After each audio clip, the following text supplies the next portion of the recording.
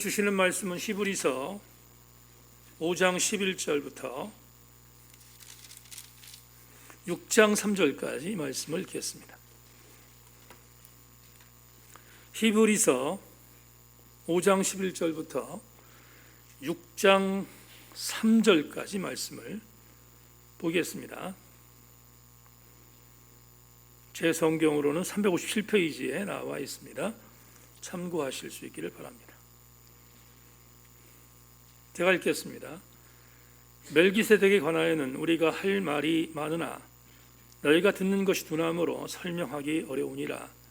때가 오래되었으므로 너희가 마땅히 선생이 되었을 터인데 너희가 다시 하나님의 말씀의 초보에 대하여 누구에게서 가르침을 받아야 할 처지이니 단단한 음식은 못 먹고 젖이나 먹어야 할 자가 되었도다.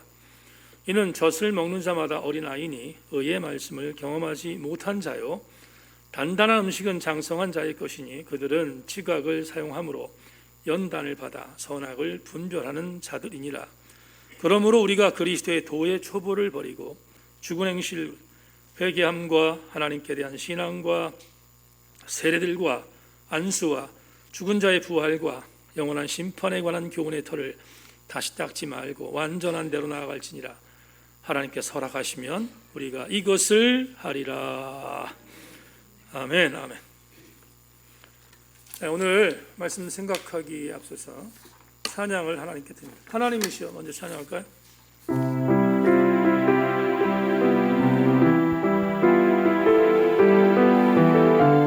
말씀 받을 준비로 찬양하겠습니다. 하나님이시여, 하나님이시여.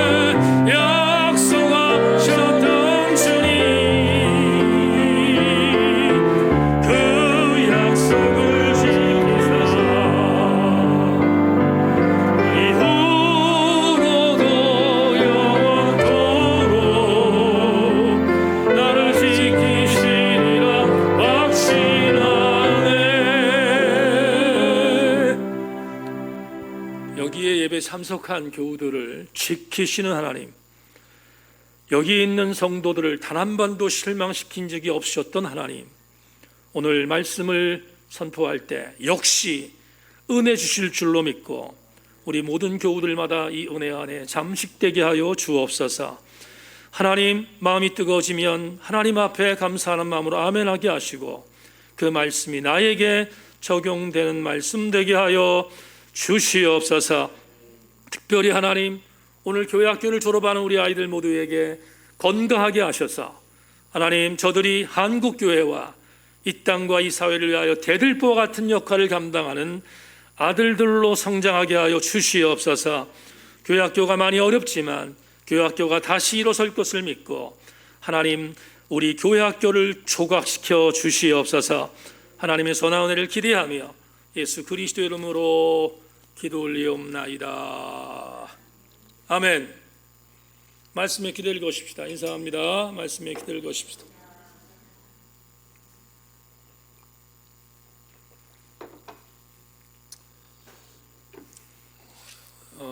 지금 제가 줌으로 유튜브로 예배드리는 지체들을 매주마다 파악을 좀 하면 한 약 많게는 한 40명, 적게는 한 30명 정도 예배를 드리고 있습니다. 팬데믹 상황 속에서 우리 교회가 나름대로 예배에 대한 부분에 있어서 대면이든 비대면이든 선방하고 있는 건 사실인데 3월 중에 여러분들도 뉴스를 통해서 보시는 것처럼 절정의 어떤 여건들이 지나고 나면 엔데믹으로 갈 수 있는 그런 길들이 보인다 하는 희망 섞인 뉴스들이 나오고 있는데 하나님의 교회 공동체가 다시 함께 모여 예배할 수 있는 날이 속히 올 수 있도록 함께 기도해 주시기를 부탁하고 여러분들도 그런 모습으로 또 지금까지 승리하셨는데 계속해 승리하는 귀한 우리 교우들 되기를 주의 이름으로 축원합니다. 오늘 여러분과 함께 초보 운전자이십니까? 이런 제목을 갖고 말씀의 은혜를 히브리서 강의 20번째 말씀으로 나누도록 하겠습니다. 인터넷 포털 사이트에 올라와 있는 글 중에서 제가 대체적으로 설교 원고를 작성할 때 인터넷에 있는 가십거리나 이런 것들을 인용하지 않는 편인데 오늘은 어쩔 수 없이 인터넷 포털 사이트에 올라와 있는 몇 가지의 문장들을 여러분에게 소개하면서 설교를 시작하겠습니다. 제가 소개하는 문구는 초보 운전자들이 차를 끌고 밖에 나왔을 때 뒤에 차 뒷면에 쓴 스티커들이 보이지 않습니까? 그 스티커들이 굉장히 많은데 재미있는 문장, 재미있는 스티커 6개를 좀 골라봤습니다. 아마 여러분들도 보셨을 줄로 아는데 설교를 시작하기 전에 딱딱하지 않도록 하기 위해서 한번 웃어보겠습니다. 6개만 소개하겠습니다. 제일 첫 번째, 초보라 미안해요. 비행기를 살 걸 그랬나 봐요. 역시 웃지 않는군요. 두 번째, 이런 문구도 있습니다. 무면허와 다름없음. 무면허와 다름이 없다는 그런 문구도 제가 찾았습니다. 또 하나, 운전 경력 10시간. 뒤에 붙어있는 스티커가 그런 스티커가 있습니다. 저도 사실은 이 문구에 아주 마음이 와닿았는데 이런 문구도 있습니다. 저도 제가 무서워요. 그런 문구가 있습니다. 그리고 5번째 문구는 여성들에게 하는 건데요. 이러면 안 되는데 여성들 중에서 주부들이 차를 끌고 나왔는데 초보입니다. 그럼 사람들이 막 뭐라고 하잖아요. 아줌마들이 밥이나 주시지 무슨 차를 끌고 나오냐고 막 비하할 때 그걸 방어하기 위해서 쓴 문구 같습니다. 왕초보 밥하고 나왔어요. 이런 문구도 제가 봤습니다. 그리고 이제 마지막 6번째 문구는 많이 웃었는데 이렇게 쓴 스티커도 봤습니다. 먼저 가, 난 이미 틀렸어. 이런 문구도 적혀 있는 것을 보았습니다. 제가 밀양에서 운전면허를 처음 취득하고 나서 그리고 그냥 있을 수 없어서 장롱면허 할 수 없으니까 운전을 하기 위해서 차를 가지고 한번 나가야겠다 생각했는데 도무지 겁이 나서 나갈 수가 없어서 그래서 애태우고 있었는데 마침 대구교회 청년 한 명이 저한테 목사님 면허 땄는데 한번 나가셔야 되지 않겠냐고 그렇게 저한테 얘기를 해서 겁나서 못 나가겠다 그랬더니 목사님 제가 돕겠습니다. 그리고 조수석에 앉아서 도로 주행을 한 1시간, 2시간 정도 도와줬던 기억이 있습니다. 제가 있었던 대구교회에서 밀양시까지 가는데 30-40분 정도 걸리는데 가서 그래서 도로를 이렇게 쭉 밀양시를 한번 쭉 돌고 왔던 기억이 있습니다. 다 끝나고 돌아왔는데 청년이 차 안에선 그런 말 하지 않고 교회 딱 돌아와서 제가 막 부들부들 떨고 있는 걸 보면서 이런 말을 했습니다. 목사님께 감히 드릴 말씀은 아니지만 목사님이 갖고 있는 면허, 그 면허의 정의는 살인 면허입니다. 이렇게 저한테 얘기했던 기억이 지금도 생생합니다. 제가 보더라도 죄가 무서우니 뭐 말할 것 없지 않겠습니까? 그때 편도 1차선 도로가 거의 대부분이었는데 밀양시가 앞에 덤프 트럭이 오면 순간 가지도 못했던 그런 경험들이 있습니다. 파주에서 목회할 때 강지숙 전사가 지금 강지숙 목사 됐으니 강지숙 목사가 면허를 따고 한번 서울에 운전을 해서 나간다고 해서 제가 옆에 조수석에 앉았습니다. 앉았는데 강지숙 목사가 가다가 저 앞에서 덤프트럭 같은 게 오니까 운전대를 놔요. 운전대를 놓는 거야. 그때 같이 순교할 뻔했습니다. 초보 운전 때였는데 와 그때 생각하면 정말 깜깜했던 그런 기억이 있습니다. 운전석에 있는 운전석에 있는 강지숙 전사가 이걸 놓고 있으니 저 어떻게 하겠어요? 굉장히 많이 겁났던 기억이 지금도 새록합니다. 여러분들도 다 초보 시절을 겪으셨죠? 그때 얼마나 무서우셨습니까? 한 6개월 정도 초보 딱지를 뒤에 붙이고 운전했는데 그때 못된 사람들 많이 만났습니다. 한 번은 빵빵 거리는 크랙션 소리가 있어서 창문을 열었습니다. 그랬더니 그 사람이 뒤에 펑크가 났다는 거예요.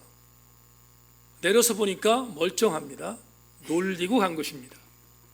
그런 아주 질 나쁜 사람도 있었지만 대체적으로 제게 양보해주고 그리고 또 천천히 가지고 그랬던 선한 사람이 훨씬 더 많았던 것을 기억합니다. 초보 1년만 하면 그러면 딱지 뗄 수 있습니다. 문제는 1년이 지났는데도 초보 딱지를 떼지 못하면 그건 문제입니다. 남성들 같은 경우에는 6개월만 운전하면 거의 초보 딱지를 뗍니다. 그만큼 자신감이 생겼다는 의미일 것입니다. 초보자가 문제인 것은 초보에서 벗어나지 않으려고 하는 태도입니다. 초보는 반드시 성숙으로 나아가야 합니다.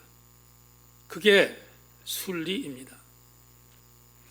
오늘 본문을 보면 오늘 본문에 이 내용을 자세히 이야기해 주는 성경적인 내용이 있습니다. 12절을 한번 보겠습니다.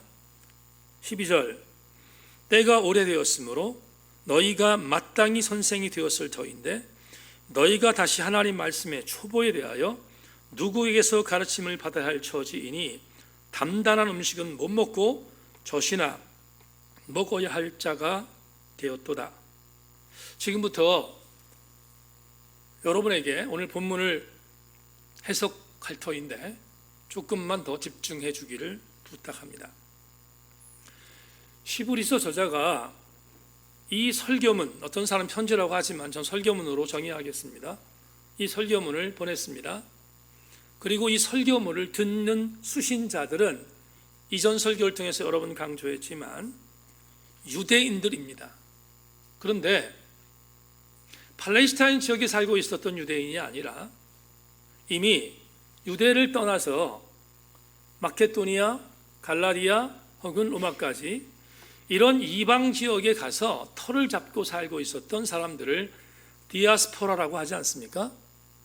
그런데 이 디아스포라 중에서 예수를 믿기로 결심한 사람들, 다시 말하면 디아스포라 크리스천들이 이 히브리서의 독자들입니다.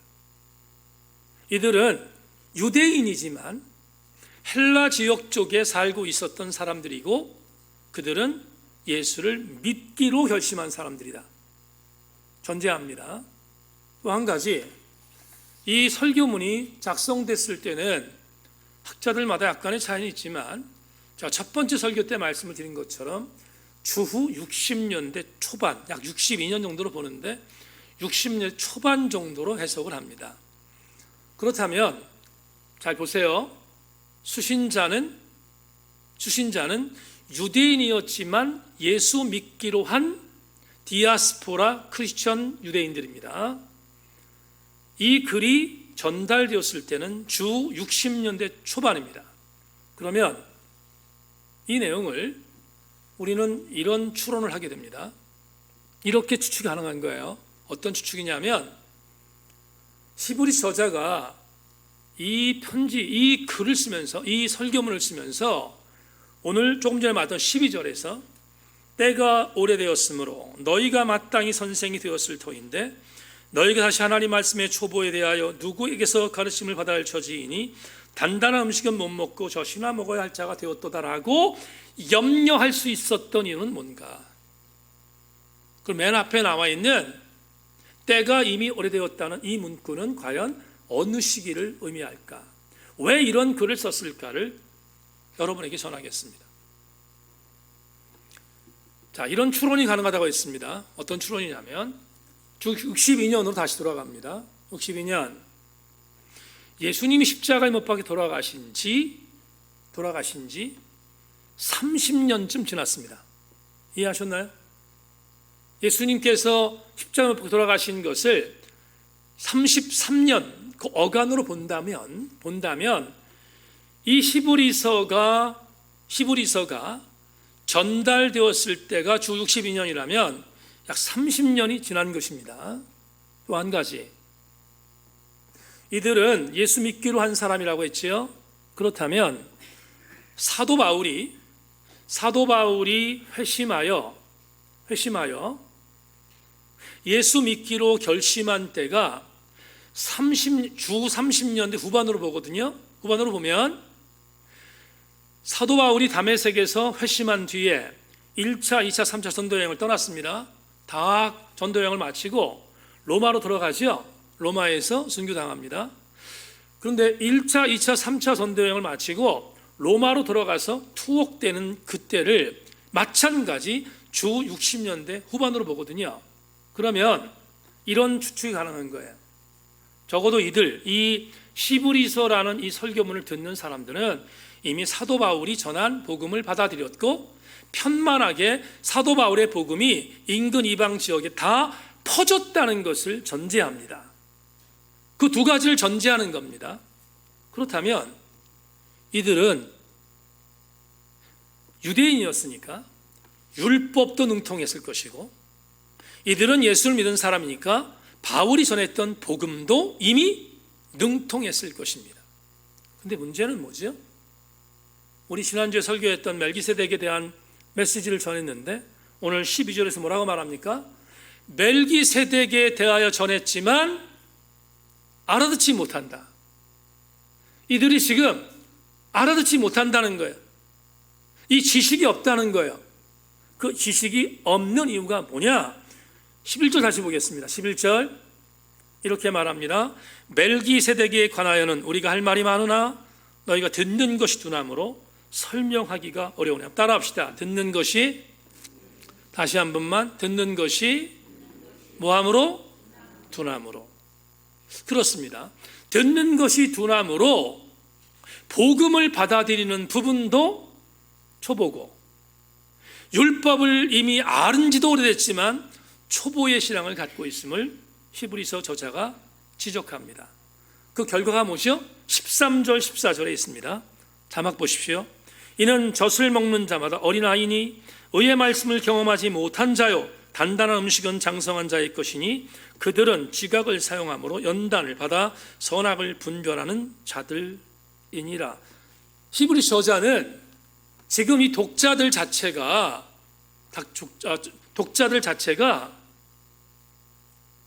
젖을 먹는 어린아이래요.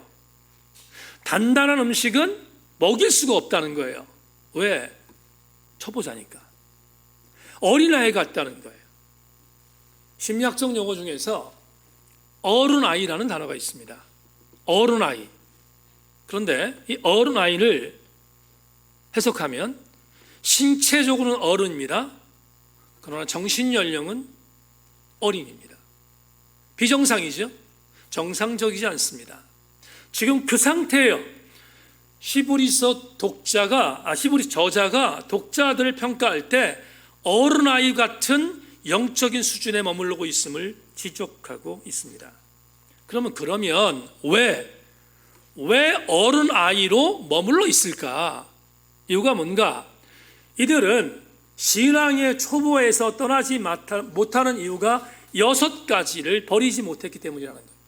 그러니까 6가지가 있는데 이 6가지에 대해서 이해하지 못하고 이 6가지를 왜곡하고 이 6가지 때문에 이 6가지에 붙들려서 올바로 살지 못하기 때문에 신앙의 초보자임을 말하는 것이 어디 나오냐? 오늘 본문 6장 1절로 2절에 있습니다.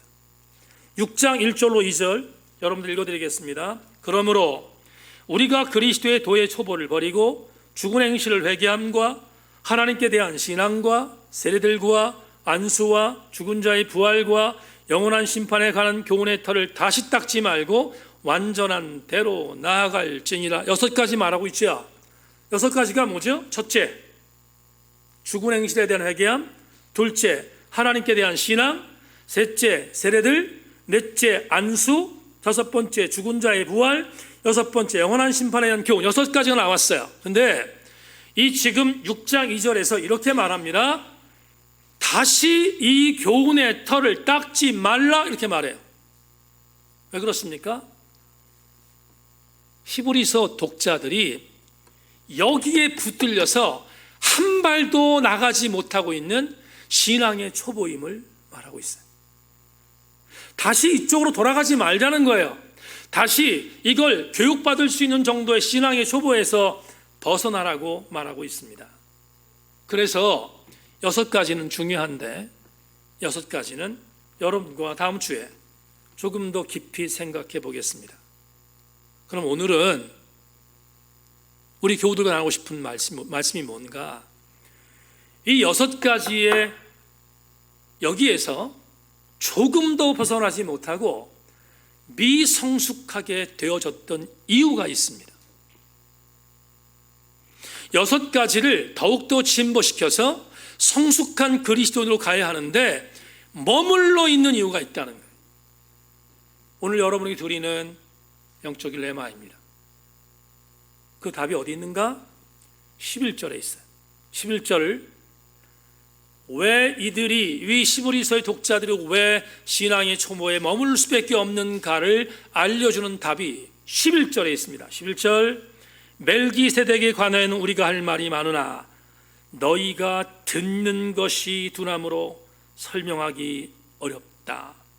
그러면 답이 나왔습니다. 신앙의 초보에 머무르는 이유는 이것입니다. 말씀 들음에 둔감하고 있기, 말씀 들음에 둔감하기 때문이다. 그러면 우리는 어떻게 해야 되는가?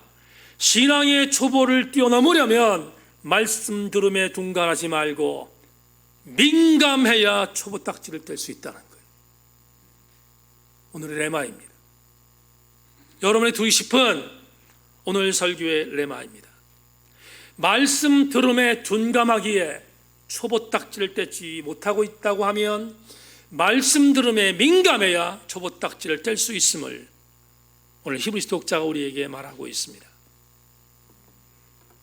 그러면 말씀 들음에 둔감하다는 말이 뭘까? 여러분, 조재천 교수가 쓴 한 글을 읽겠습니다. 듣는 데의 둔함은 청력 감퇴를 의미하지 않는다.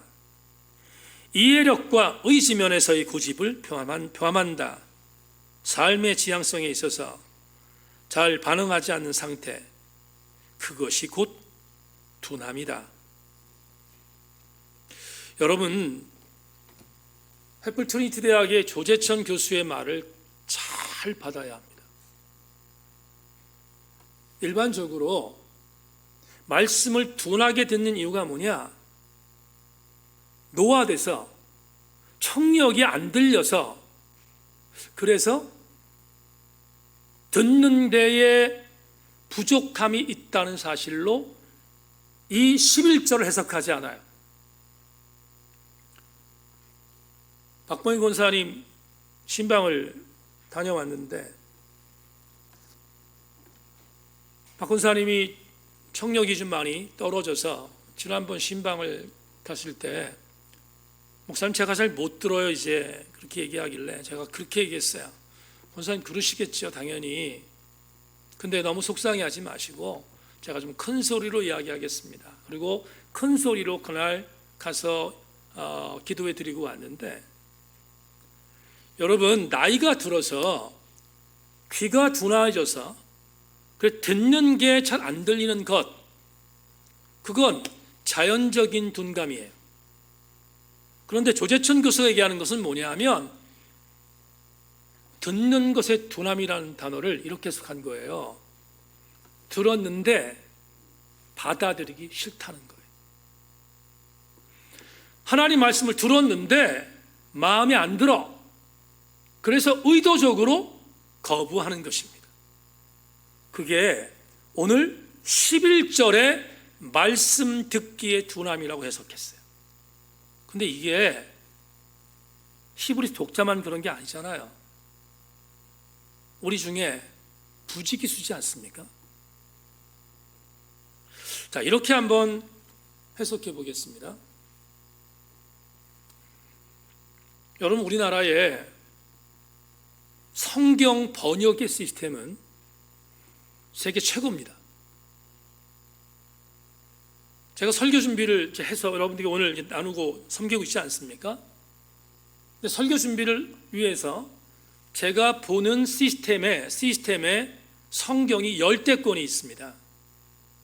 그러니까 여러분, 우리가 지금 보고 있는 개역개정판 말고 개역판부터 시작해서 우리나라 성경에 되어 있는 그런 표준세 번역, 공동 번역 등등해서 10대편의 어떤 성경이 쫙 나오는 게 있습니다. 시스템 중에서. 그건 다른 말로 표현하면 우리나라의 번역 성경이 최고로 번역되어 있다는 것입니다. 어디 그뿐인가? 제가 설교 준비를 위해서 영어 성경도 봅니다. 히브리어 성경도 보고요. 헬라어 성경도 봅니다. 근데 기가 막히게 잘 정리되어 있습니다. 이걸 성경을 읽도록 만드는 여러 가지 하드웨어, 소프트웨어라고 볼 수 있는데 이게 세계 최고 수준입니다. 어디 그뿐인가? 여러분도 보시다시피 우리 교회 성도들 소그룹반에서 책 읽잖아요. 신앙서적 무궁무진합니다. 저 같은 목회자나 신학자를 위해서 쓴 신학서적 무궁무진합니다. 어떻게 우리가 그걸 받아볼 수 있죠? 클릭 한번 하면 우리한테 옵니다. 무슨 말씀을 드리려고 하냐면, 여러분, 중국의 지학교회 성도들은 지금도 극동방송국에서 방송되는 라디오 주파수에 맞추어서 성경을 쓰고 있어요. 책이 없어서. 지학교회 성도들이 우리가 보는 성경책이 없어서 성우들이 불러주는 일독 성경에 대한 것들을 듣고 그거 가지고 예배를 드리고 그거 가지고 감동받고 있다고요. 근데 우리는 최고 수준의 책들을 보고 있습니다. 2022년 대한민국의 영역에서 신앙생활하고 있는 사람들이 성경이 없어서 못 읽는다? 그건 거짓말입니다. 우리 대한민국에 있는 성도들처럼 축복받은 사람들이 또 어디 있겠어요? 얼마나 엄청난 그런 수준 높은 자료들이 우리한테 있습니까? 여기까지 여러분과 함께 나누면서 함께 주목할 게 있습니다. 우린 성경 번역의 최고의 시스템에서 최고의 혜택을 누리며 신앙생활하고 있습니다. 그런데 묻겠습니다. 저는 제게 묻고 여러분은 여러분에게 물어보실 수 있기를 바랍니다. 그런데 우리는 이렇게 좋은 조건에 살고 있으며 좋은 조건에서 신앙생활하고 있는데 여러분 말씀 듣는데 최선을 다합니까? 아니면 둔감합니까? 오늘 설교 메시지처럼 말씀을 듣는데 예민합니까? 아니면 둔감합니까?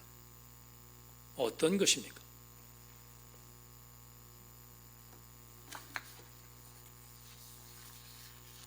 지난 목요일 날 소그룹 사역이 있습니다. 구원 그 이후 반 사역입니다.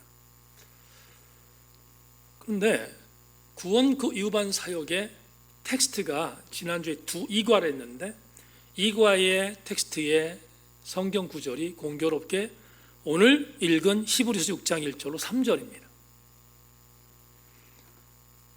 구원 그 이후 반이라는 책의 저자는 박영선 목사님인데 박 목사님이 이 책에서 지난주 거를 그대로 말씀드리는 거예요. 소그룹에서 같이 했던 지난주에 2과에서 박 목사님이 굉장히 투박한 목사님이거든요. 거침없는데 그분이 한국교회의 두 종류의 신자를 경고합니다.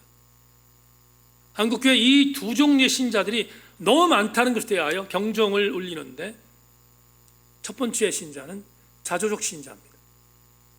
자조적인 신자. 이 자조적인 신자가 누구냐?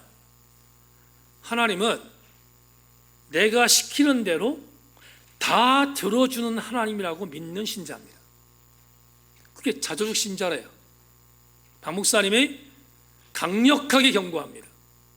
이런 신자들이 한국교회에 있는데 한국교회를 망치고 있다는 거예요. 두 번째, 그분 굉장히 이렇게 투박한 분이라고 말씀드렸습니다. 단어를 이렇게 뭐라 그럴까요? 이렇게 순화하지 않고 남포교회라는 교회의 배경으로 쓴 책이기 때문에 그런데 두 번째 신자가 망나니 신자입니다. 망나니 신자는 어떤 신자냐? 망나니 신자를 이렇게 적용합니다. 신앙의 초보에 머물러서 전혀 발전하고 있지 않는데 자기 딴에 신앙생활 꽤 잘하는 것으로 착각하는 신자. 그게 망나니 신자래.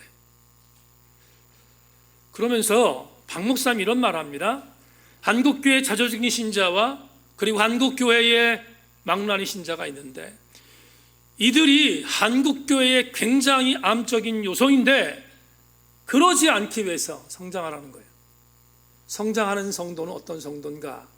지난주에 목요일 날 나눴던 텍스트 하나를 읽겠습니다. 여러분에게 하나님을 믿는다는 것이 대체 나에게 어떤 의미가 있는가를 따져야 합니다. 어떤 가치가 있으며 어떻게 살아야 하는 것인가 하고 전 인생을 걸어놓고 하나님 앞에 나의 신분, 나의 가치, 내 생의 의미를 물어야 합니다. 조금만 더 리얼하게 말하겠습니다.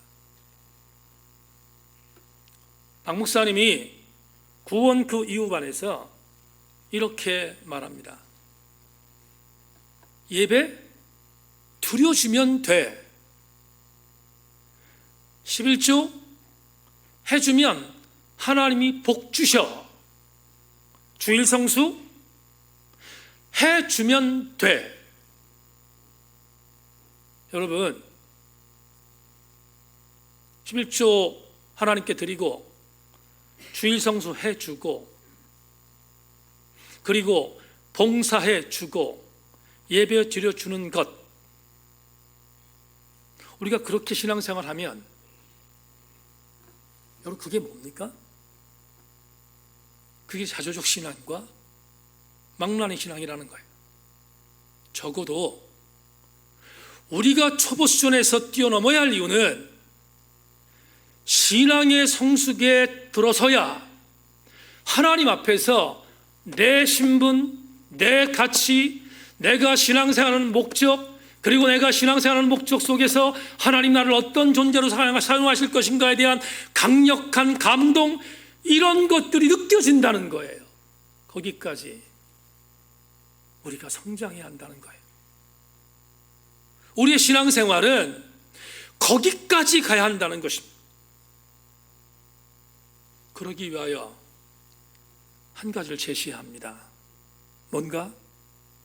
말씀 들음에 예민하라는 거예요.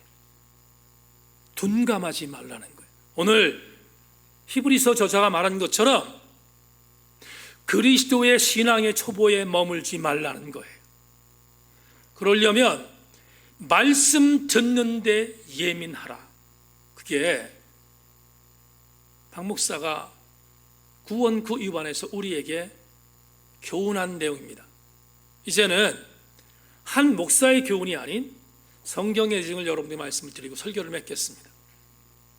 성경 읽다가 이 구절은 우리 교우들이 정말로 천착해야 할 구절이라 생각해서 오늘 본문에 담았습니다. 예레미야 1장 11절로 12절을 여러분에게 읽어드리겠습니다.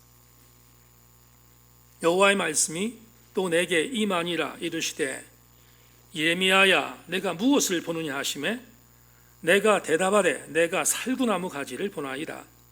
여호와께서 내게 이르시되 내가 잘 보았도다. 이는 내가 내 말을 지켜 그대로 이루려 함이라 하시니라. 여러분 이 구절이 무슨 얘기인지 모르실 것 같으니까 제가 해석하겠습니다.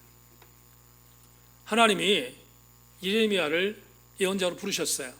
근데 예레미야가 하나님 저는 입술이 둔합니다. 모세와 똑같이 말해요. 저 어린아이 같습니다. 제가 감히 어떻게 하나님의 예언자의 말씀을 전하겠습니까? 염려합니다. 그러자 하나님께서 예레미야에게 예레미야 입에 당신의 말씀을 갖다 대요. 당신의 말씀을 갖다 대면서 이렇게 말씀합니다. 예레미야야 걱정하지 마라. 내가 내 말을 너의 입에 붙였다. 그러니까 이 말이죠. 앞으로 네가 가서 예언의 말씀을 증거할 때 무슨 말을 할지 염려하지 말라. 내가 내 말을 내 입에 붙였으니까 네가 어떤 말 할 수 있도록 내가 가르칠 거라는 거예요. 지금 주님께서. 얼마나 엄청난 감동입니까? 하나님께서 예레미야를 격려하시면서 살구나무 가지의 환상을 보게 하십니다. 살구나무 가지를 앞에 이렇게 두시고 예레미야가 묻습니다. 예레미야야 너 지금 보는 게 뭐냐? 너 지금 무엇을 보느냐? 이렇게 물으세요. 그러자 예레미야가 말합니다. 하나님 제가 지금 살구나무를 보고 있습니다. 살구나무를 보고 있습니다.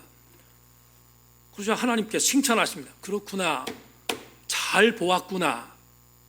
그런 뒤에 예레미야 1장 12절에서 이렇게 말씀해요. 내가 잘 보았구나. 이는 내가 내 말을 지켜 그대로 이루려 함이니라 하시니라. 이렇게 격려하세요. 근데 지금 이 구절을 그냥 하신 게 아니에요. 이유가 있어요. 그럼 지금부터 두 단어에 집중하겠습니다. 전사님 다시 한번 1장 11절로 12절. 지금 저 구절을 여러분 보시고 살구나무가 보이시죠? 살구나무를 시브리어 단어로 뭐라고 하냐면 샤케드라고 해요. 샤케드라고 합니다. 살구나무를 샤케드라고 해요. 그런데 밑에 보시면 내 말을 지켜라는 지켜라는 단어 나오죠. 지켜를 히브리어 원문으로 보면 이번에는 사케드예요. 자, 무슨 말인지 설명하겠습니다. 이걸 예언서의 메타포라고 말하는데 일부러 그렇게 했다는 거예요. 왜 살구나무를 하나님 보시게 하셨는가? 지켜라는 단어를 깨닫게 하기 위해서. 샤케드를 샤케드로 만든 이유는 지금 예레미야에게 분명히 한 가지 중요한 교훈을 남기기 위해서라는 거예요. 뭐냐 하면, 예레미야야, 네가 보고 있는 게 살구나무야. 잘 보았다.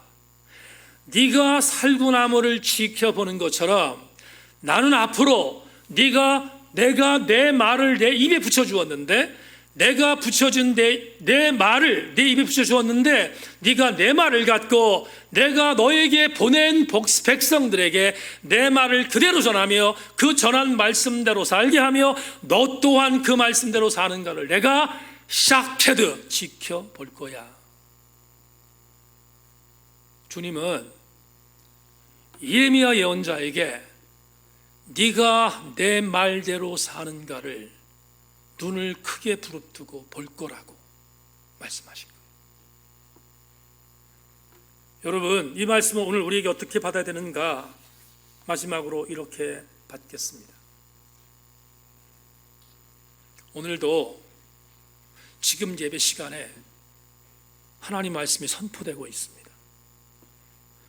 새벽 예배 때 하나님 말씀을 갖고 쪼개며 큐티하고 있습니다. 여러분 가정에서, 여러분의 삶 현장에서 때때마다 주님이 조명하시는 하나님 말씀들이 있습니다. 그 말씀이 들리면 여러분 둔감하십니까? 예민하십니까? 교우 여러분, 주께서 예레미야를 살구나무를 보게 하신 이유는 네가 내 말을 지켜서 살고 있는가를 내가 예민하게 보겠다는 뜻이잖아요. 그러면 우리는 절대로 잊어버리면 안 되는 영적 교훈을 얻습니다. 우리에게 주어지는 말씀을 예민하게 들을 때 신앙의 초보에서 성숙으로 건너가는 것입니다. 적어도 나에게 날마다 주어지는 말씀에 예민함을 갖고 받아들이면 그때 비로소 여러분들은 신앙의 성숙의 자리로 점프할 수 있는 것입니다. 불행히도 하나님 말씀을 들었음에도 불구하고 둔감하면, 다시 말해서 그 말씀을 내 것으로 받지 않으면 우리는 영원히 신앙의 초보에서 머무를 수밖에 없는 것입니다. 오늘 말씀을 마감하면서 우리 교우들에게 정말로 드리고 싶은 말씀이 있습니다.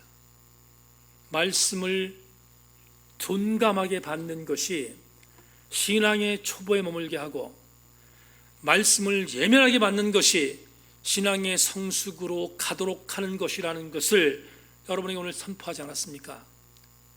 그러면 구체적으로 말씀을 예민하게 받는 것과 말씀을 둔감하게 받는 것이 뭔가, 이강동 목사의 언어로 바꾸겠습니다. 말씀을 예민하게 받는 것은 나에게 선포된 말씀을 1인칭화시키는 것이고, 말씀을 둔감하게 받는 것은 말씀을 2인칭, 3인칭화시키는 것입니다. 저는 우리 세인교회 성도들이 날마다 선포되는 말씀을 1인칭화 시키기를 축원합니다. 그리고 그 1인칭화 시키는 적용을 통하여 여러분 모두가 신앙의 성숙의 단계로 전진할 수 있는 승리하는 주인공 되기를 주의 이름으로 소망합니다. 말씀 읽겠습니다. 말씀의 빗속을 거닐다라는 글에서 김기성 목사가 쓴 한글을 읽고 기도하겠습니다. 나의 묵상은 여전히 미완성이다. 묵상하면 보통은 촛불을 밝혀놓고 눈을 지그시 감고 단정하게 앉아있는 자세를 연상하게 마련이지만 성경이 말하는 묵상은 그렇게 식물적이지 않다. 묵상은 마치 사자가 먹을 것을 앞에 두고 그르렁거리면서 냄새를 맡기도 하고 혀로 맛보기도 하고 씹기도 하는 것처럼 텍스트와 오감으로 만나는 것이다. 그런 의미에 있어서 묵상은 동물적이다. 묵상의 최고 형태는 어쩌면 그 텍스트를 삼켜서 자기화하는 것, 자기화하는 것, 다시 말해 삶으로 번역하는 것인지도 모른다. 저는 우리 교우들이